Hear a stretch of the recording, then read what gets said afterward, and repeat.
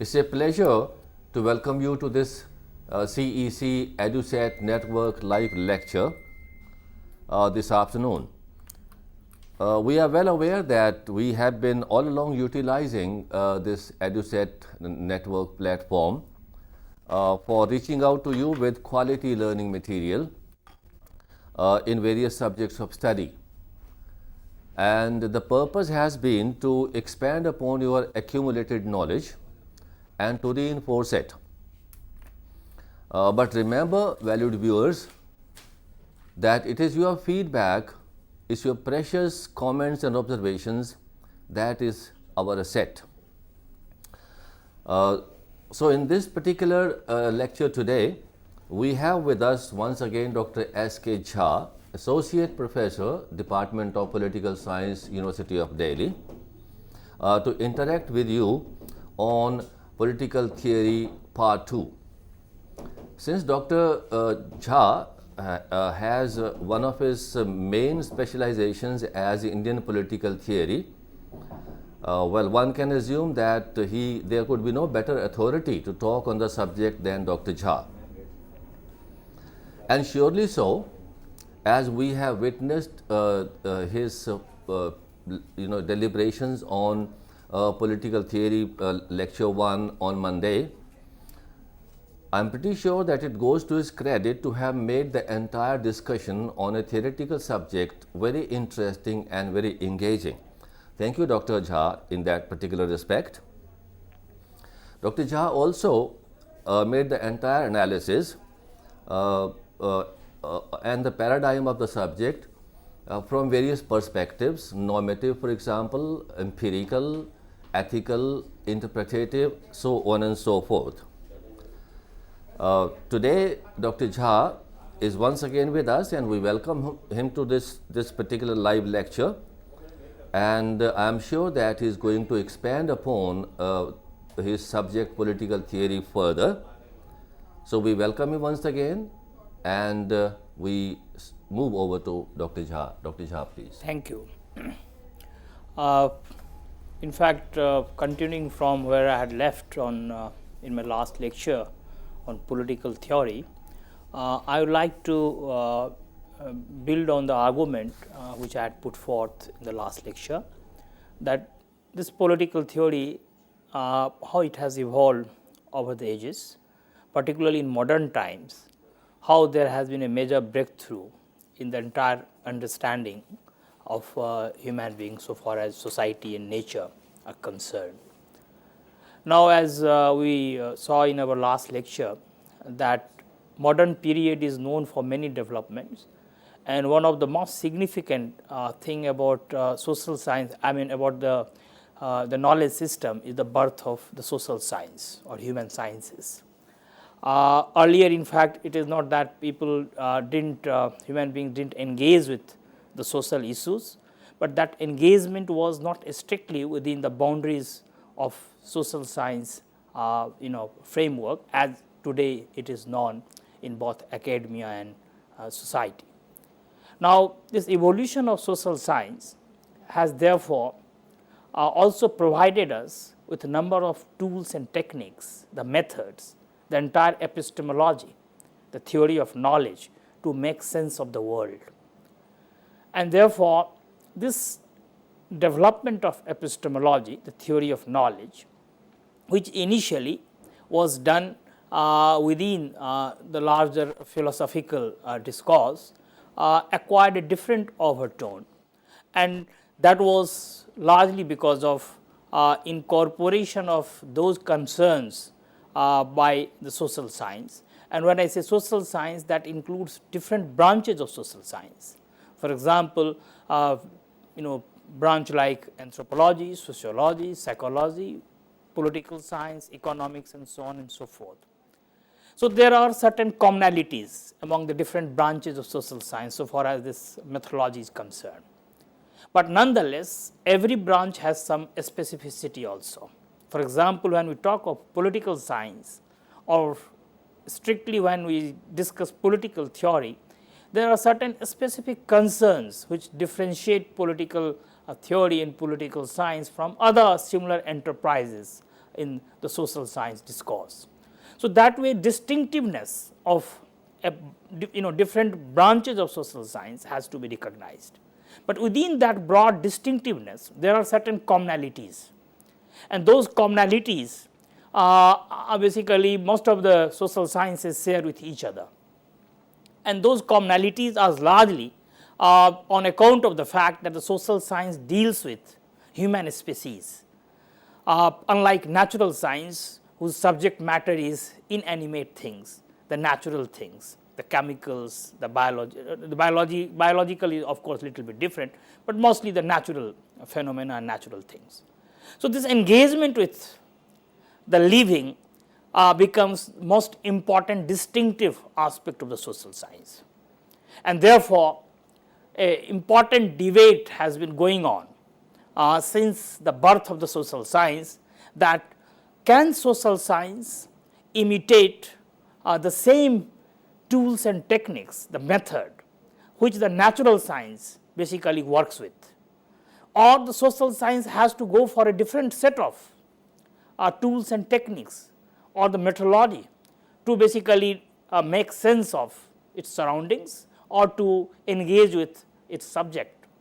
So, therefore, this debate has been very important, that what should be a method of social science, and that has also influenced to a great extent even the political theory and political science, the way it has influenced the other enterprises of social science discipline. So, that is one, this debate on method, and we will come to this issue, that how it has led to a kind of rupture, or one can say that kind of basically a heated argument on both sides of the fence. Those who believe that there shouldn't be much difference between the techniques of social science and the techniques of natural science, and those who argue along this line, they have been called as positivists, whereas there are others who believe that human species are different, and that difference, or the specific character of human species has to be respected, and therefore, the techniques through which the social science works and operates has to have a different type of framework compared to the natural science. So, in fact, you cannot use the same techniques through which you can basically do research in physics or chemistry. You have to have a different framework altogether for social science, because human beings, in fact, the most important characteristic of human beings is that human beings also have values. They also have a mind, a thinking mind, and therefore, the techniques which are used in natural science, if the same techniques are pressed into service in social science, then it will basically a kind of violence, so far as the understanding of human species is concerned. So, therefore, this debate between positivism and those who have argued against positivism is very important. But apart from this debate, there are other issues which have also come up, that is it possible to build a grand theory about society, about politics, about the different aspects of social life? Is it possible to have a meta narrative through which you can construct the larger theory about human society, its evolution, the patterns, and the way it is evolving?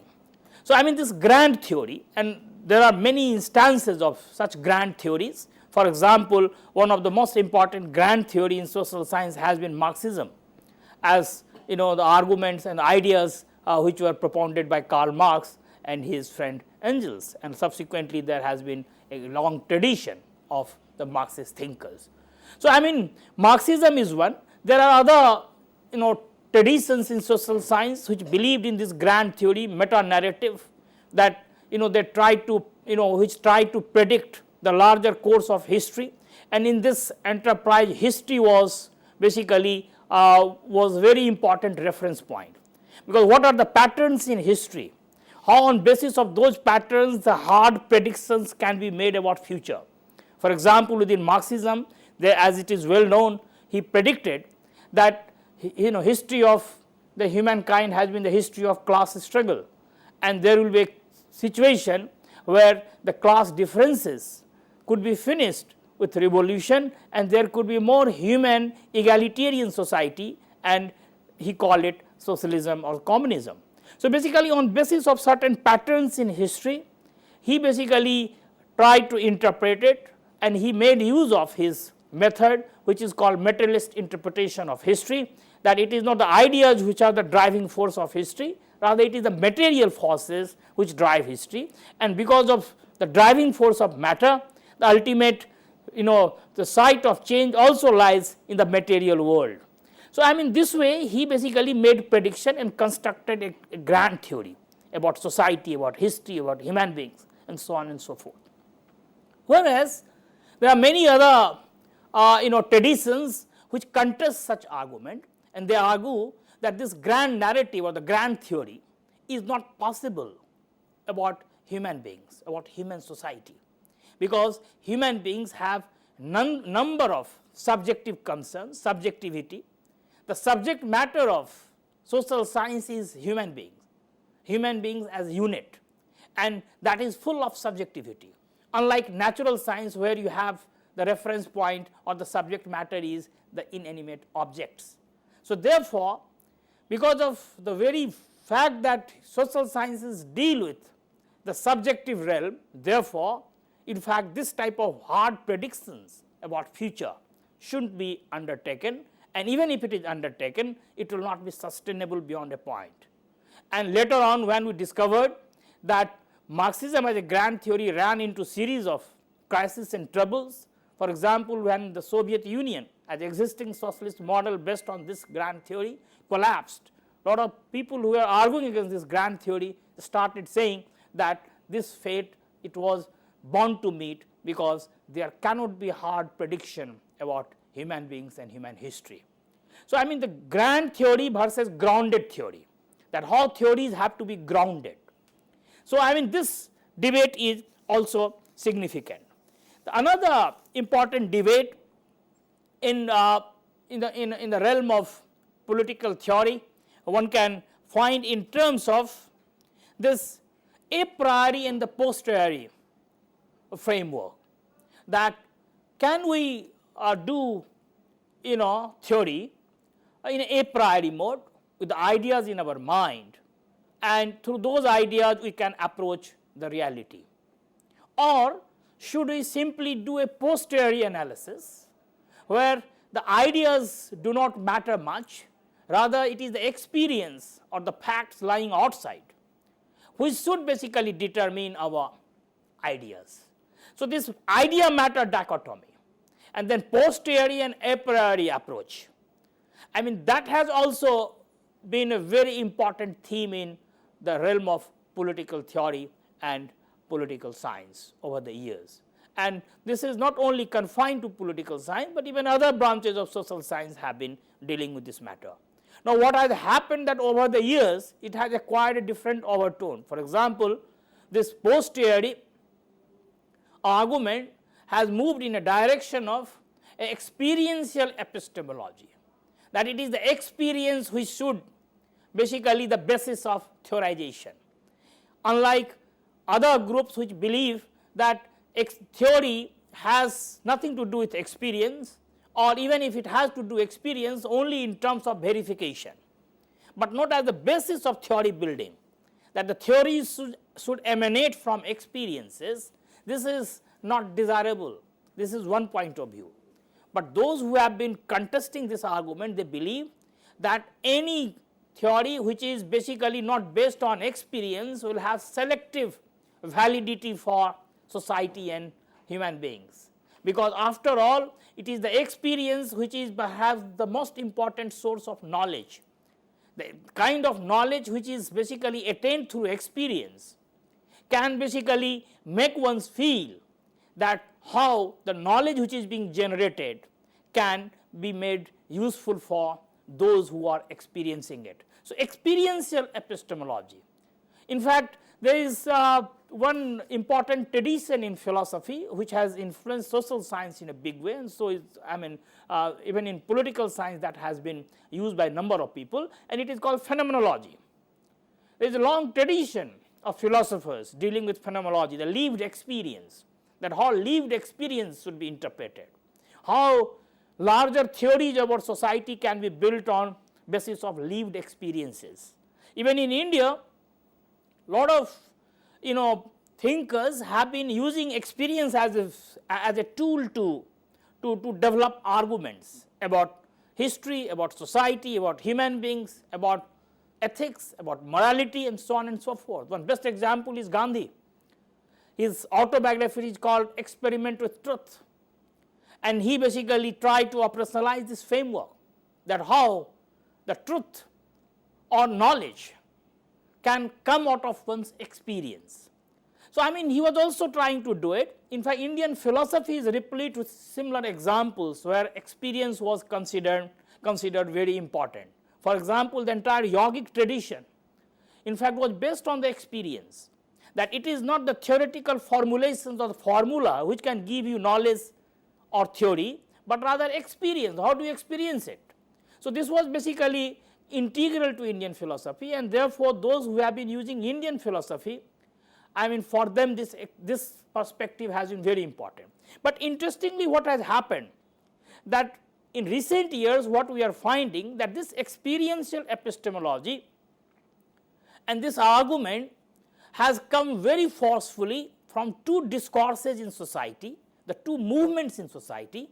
One is called the feminist movement and another is called the Dalit movement.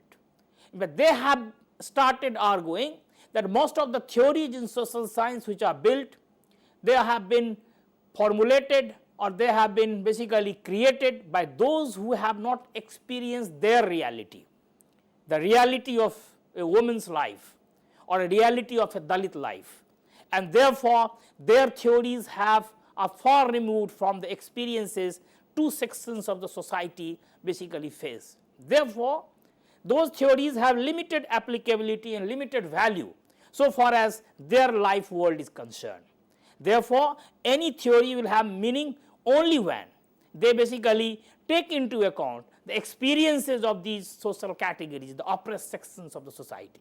So, operation, the social operation through number of categories, the hierarchies, I mean, those experiences are important for knowledge creation, knowledge building, and therefore, experience should be made the basis of knowledge generation.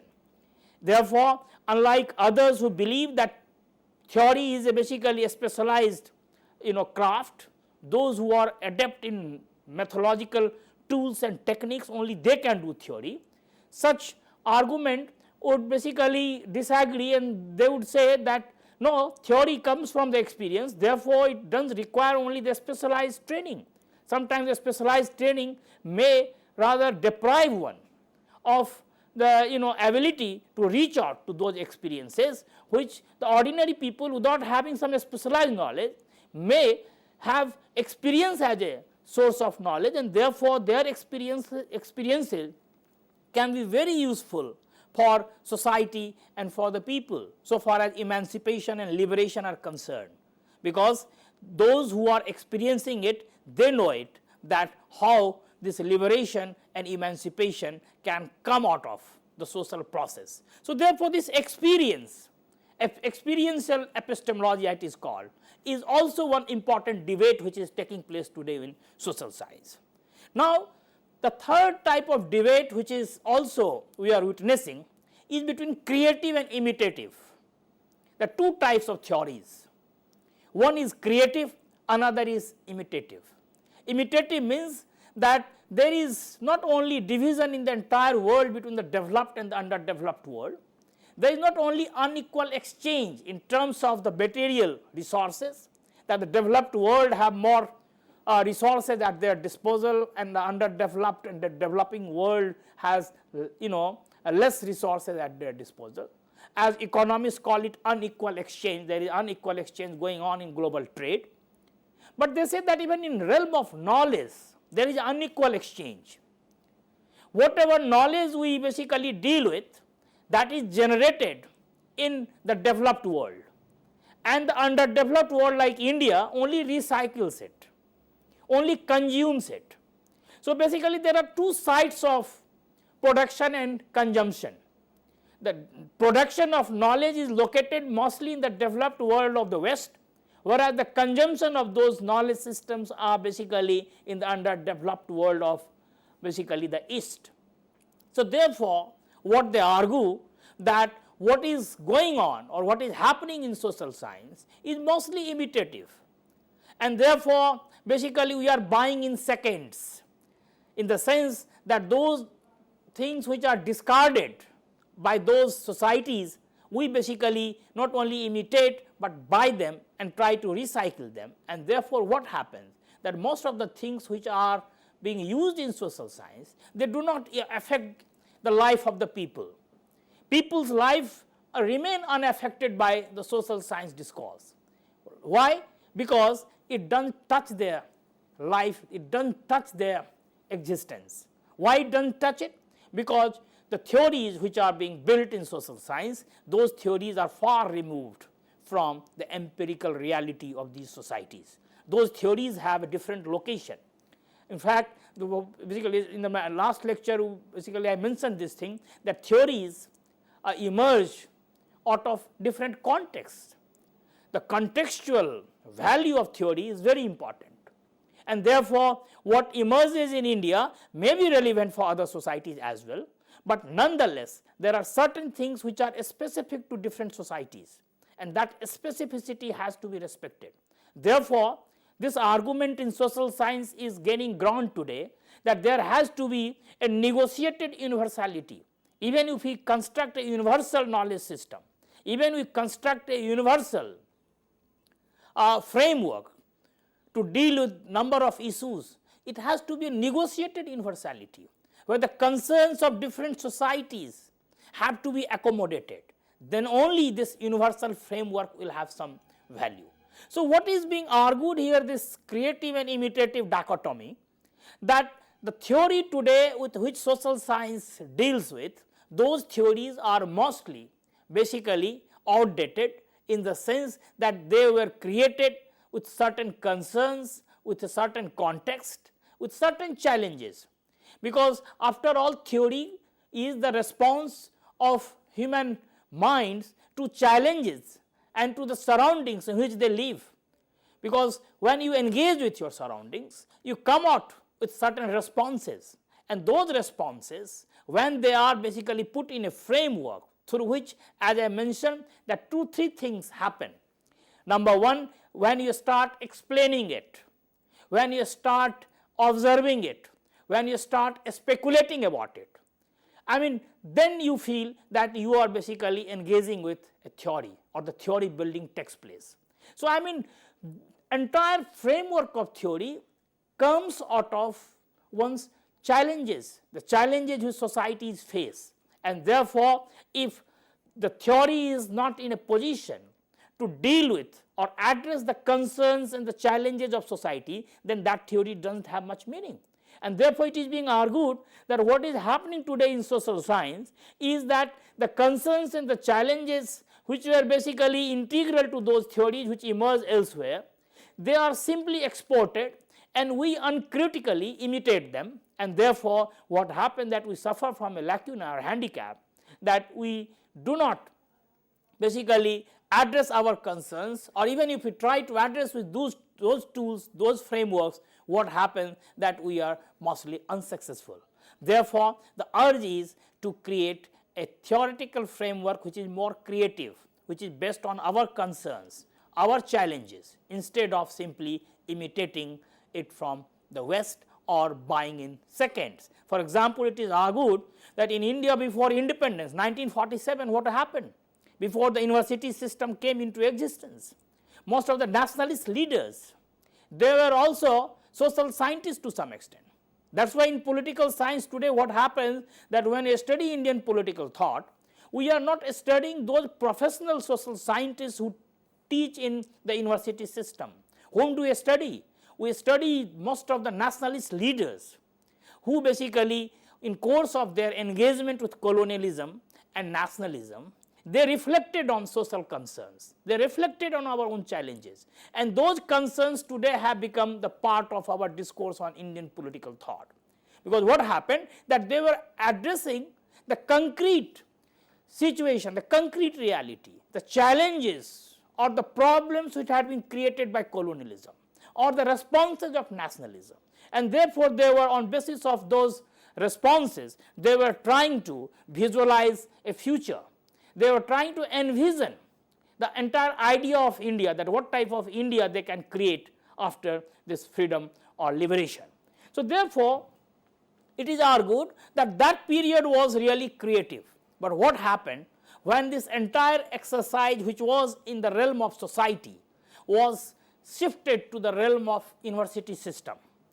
Entire this imitative exercise came into existence. Because what happened then, that the professionalism of social science led to a situation that people were cut off from their surroundings, from their experiences, from their reality, and they started basically addressing each other concerns. So, basically it is argued that it became an armchair theory or armchair exercise, elitist exercise, which did not touch the life and basically the existence of the people. So, this is another interesting debate which is taking place in the realm of political theory.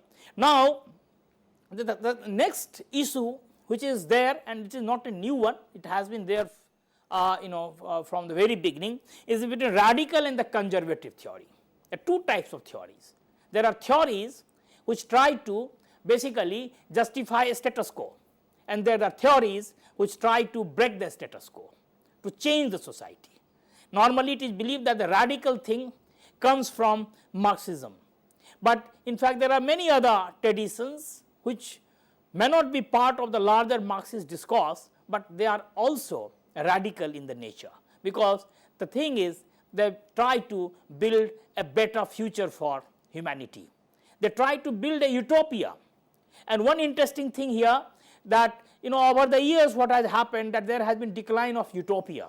There was a time when people were living with utopias, that what is not available but what may come into existence with human initiative and human action.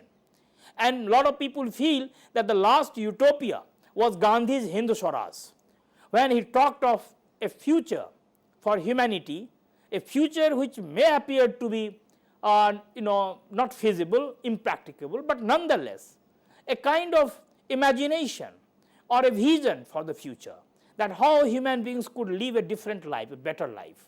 But there was a time when there were a number of utopias. For example, Marxism itself is one utopia. For example, Marx's famous sentence that what will happen in the socialist or the communist society, he said that I will hunt in the morning, fish in the evening, and compose poems at the dinner time without ever becoming a hunter, a fisherman, and a poet. That kind of life he envisioned in that ideal socialist society, that a society where people would enjoy different spheres of social life without getting fixed into any one, that either you are a hunter or you are a poet or a fisherman. So, one can enjoy all these moments. So, that was his utopia. For example, Gandhi's utopia of this Ramaraj, basically that had nothing to do with religion. It was a basically emancipated social life which he was envisioning, with individual at the center, the oceanic circle originating from the bottom to the top. So, that was the utopia. So, it is argued that what has happened over the years, that the utopia building has totally declined, and social science therefore it is argued does not have much space for utopia building. So, this radical and conservative dichotomy is also quite significant. There are many people who believe that this radical tradition in theory building or political theory has basically always argued to basically move in direction of something better and different. It also always strives to make human life more livable. It always strives to basically imbibe human life with all those values due to which human beings are different from animals. Otherwise, as far as living being is concerned, there is not much difference between animal life and human life. But still human life is different. Why it is different? Because it is endowed with certain values. And those values, why they are not being able to realize those values? And one of the most important values is the value of freedom. And therefore, it is argued that one has to basically move or strive in direction of changing ever changing, because if nature is changing, human beings are changing, society is changing, then therefore one has to keep pace with these changes, and therefore the change has to be for better. Whereas there is another tradition which opposes change. They believe that whatever exists today is the ideal thing to strive for, and therefore they would simply argue that those who believe in change, they are one who are basically a kind of either anarchist or those who are trying to subvert the orderly process of society. So therefore this status quoism. So lot of conservative thinkers are there who want to conserve the traditional ideas, traditional values, and they will resist all sorts of change so far as the society is concerned. So this another dichotomy is very important. Now with these important debates in political theory, what I would like to do here, that in fact why after all this political theory has been required. As I mentioned in my last lecture also, that there was a time when people lived without theory. Even today there are a lot of societies which are living without theory. They rather deal with cosmology. Cosmology is one thing through which they make sense of their world. For example, even today there are many tribal societies where people have very developed understanding about nature and society in their own framework. Of course, sometimes they worship nature because they can't explain nature, so they start worshipping it. But what happened, that they deal with their social life, they deal with their surroundings within their own framework, that is cosmology. But what has happened, that with the evolution of society, there has been evolution of knowledge, and with the evolution of knowledge we have basically got this entire thing which is known as theory. Now as I mentioned earlier, that there are few things which are common between philosophy and theory. For example, the explanatory and the normative exercises which theory does also perhaps is done by the philosophy. But still political theory is distinctive or different from philosophy in certain matters. For example, any theory, and here we are of course dealing with political theory, does 2-3 things. First, it explains at the general level. Number 2, it evaluates the number of arguments which are available there, and then on basis of that it also speculates both the current as well as for the future society. So explanation, evaluation and speculation, these important characteristics differentiate a theory from the philosophy. Now what happened, that the third one, the speculation part, is common between ideology and theory, or cosmology and theory, because ideology also speculates. But as I discussed in my last lecture, that ideology and theory, the difference is that ideology is time bound and space bound.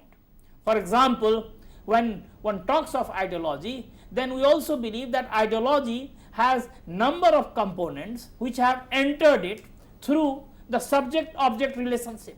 The subject who is involved in this creation of ideology brings its own values, own biases, own preferences, and therefore it becomes a kind of framework through which number of subjective components are basically accommodated.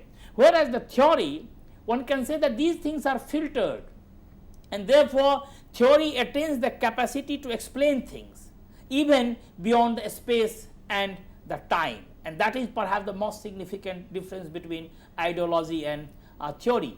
As I mentioned that cosmology also, there were societies, there are still small societies, the communities who deal with their problems with the help of the cosmology.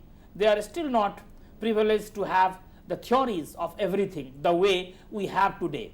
A theory of nature, a theory of society, theory of economy, theory of politics. So there are many societies who basically survive with the help of cosmology.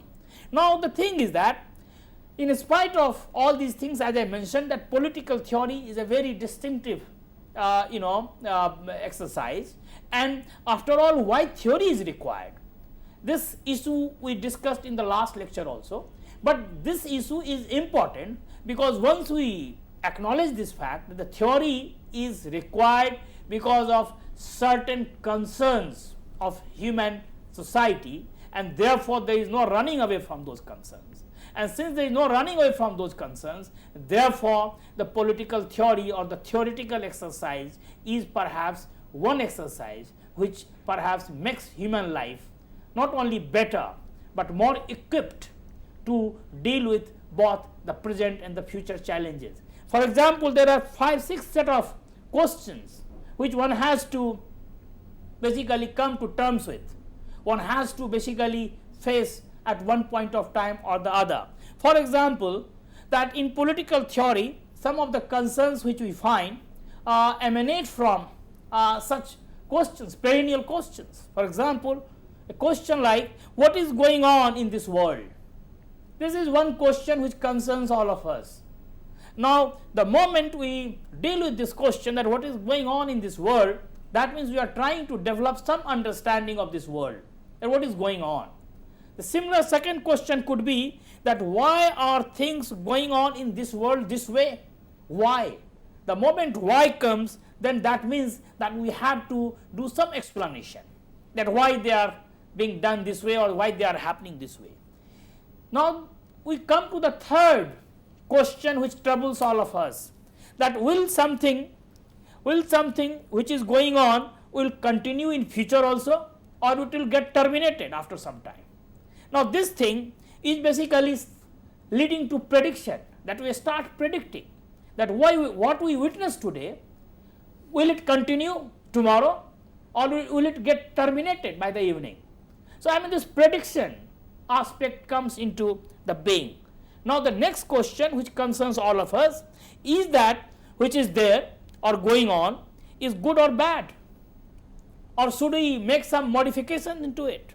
Now, the moment the good bad dimension comes in, basically what happens, the entire ethical realm we start engaging with, the ethics, what is good and what is bad. So, therefore, we have to basically take a call on this, that if there is something bad, then we have to fight against it, we have to stop it, discontinue it. If it is good, then we should aspire for it, we should promote it. Now, similarly, the next question which troubles everyone, who am I? Or basically, what is to be done? Now, who am I to do it or what is to be done? These are the normative concerns. The concern about entire identity, who am I? Asking this question and then defining one's identity. Now, there are two ways of defining identity. Identity in isolation and identity in basically communion, that basically your identity is dependent on the identity of the others. So, I mean, this way the next question basically we come to terms with. And finally, who am I and who are we? These metaphysical questions which have been earlier addressed within the realm of theology and religion, that who am I, what is the basis of my existence, where would I go after death, what I was before my birth. These are the metaphysical concerns which were at one point of time being addressed within religion. Later on, it was the science, natural science, which tried to explain these things, and they are still trying, but the answers are unsatisfactory, and therefore the social science or the political theory or the similar theories in social sciences have also been dealing with this matter. That is totally the self-knowledge or metaphysical concerns that basically the basis of this life. What I mentioned earlier, that epistemological concerns are very important for social science and political theory or political science. Similarly, this ontological concern, in philosophy you call two things, epistemology and ontology. Now, this last one is the ontological concern. What is the nature of life? What is the nature of society? What is the basis of society? What is basically the definition of being? So, I mean, the relationship between two things, knowing and being. Being is the existence, human existence, and knowing that how to explain that human existence. So, this explanation of this existence becomes theory, whereas this definition of this being becomes ontology. So, epistemology and ontology have a very integral relationship with each other in social science, and therefore most of the theories try to deal with this ontological and epistemological concerns. Now, what has happened that historically, if you look at this evolution, that since 15th century, that is the birth of modernity and modern societies or modern history, what has happened that this ontological and epistemological concerns have acquired not only a very profound meaning, but has also generated a wealth of ideas and knowledge. And this is something what we all boast of, that is the modern knowledge system. Natural science is the product of this knowledge system. Social science is also the product of this knowledge system, because there was a time when there was no internal differentiation among different branches of social science. In fact, those who were talking about philosophy were also talking about politics. Those who were talking about society were also talking about psychology. But later on, when such differentiations took place, the social science was born and the university system were created. Then what happened that this epistemological and ontological concerns were further basically domesticated within the branch of knowledge that is called social science. But interestingly, what has happened that philosophy, which has from the very beginning was dealing with these two concerns, epistemological and ontological concerns, remained a source of reference for social science. But then social science, because it was trying to ground those concerns and engaging directly with society, unlike philosophy, which doesn't have a direct engagement with society. So what happened that social science started building middle range theories, unlike the abstract speculative theory which philosophy was doing. And there lies perhaps the beauty and sanctity of the social science, that it stands between the two realms, the speculative or abstract or the empirical. But nonetheless, we should also remember that this is another interesting debate in the political theory and political science, that is empirical versus non-empirical. That what should be the most, what should be the mission of theory building? Should theory be based purely on empirical facts, and only observation should be the criterion and description should be the technique or method to build theory, or empirical facts are important, but empirical facts are no substitute for theory, because theory after all requires reason, rationalism, and also explanation is at the heart of theory, not description and observation. So those who argue that theory building has to be strictly done on empirical consideration, empirical facts, and sometimes they are also called barefoot empiricists, because they simply try to basically reify facts. They simply try to basically confuse theories with facts, because it is explanation which is at the heart of theory. Because as Marx said rightly, that if appearance and reality were the same, all sciences would have become superfluous.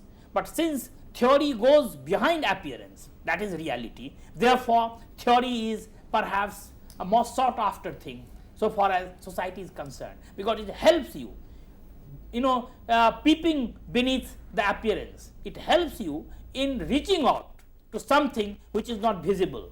So basically, those who are simply trying to build theories on basis of empirical facts, for them basically visibility will be the main criteria, whereas those who believe that facts which are observable, describable, those facts are important, because that basically helps in checking the armchair theorization or speculative theorization which has no reference with empirical facts. But nonetheless, simply collection of facts or data, the data building is basically no substitute for theory, because unless there is a explanatory force in theory, the theory has no meaning in societal context. So this basically empiricism versus those who are anti-empiricism is another important feature of this entire debate on theory and particularly political theory and political science. But at the same time, along with this empiricism and anti-empiricism, there is also a materialism idealism dichotomy. Because what has happened that in modern times, of course materialism is nothing unique in modern times. There were great materialists even in ancient times. For example, one of the Indian philosophical tradition known as the Charvakian tradition, I mean it was a materialist tradition in Indian philosophy.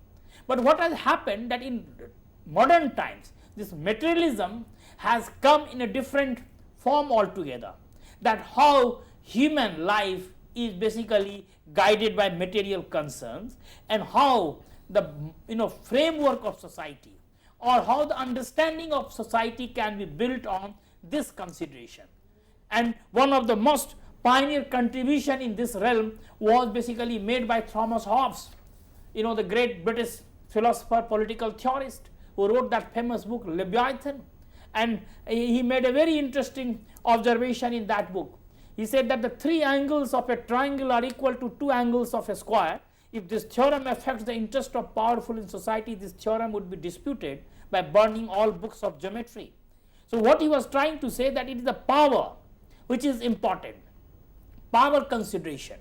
Power is perhaps the most important factor in human life, and it was on basis of this consideration, power and the material considerations, that he built his entire theory. So now this statement of Hobbes tells you about something more, that what are the problems which are basically faced by theory building or those who are engaged with theory building.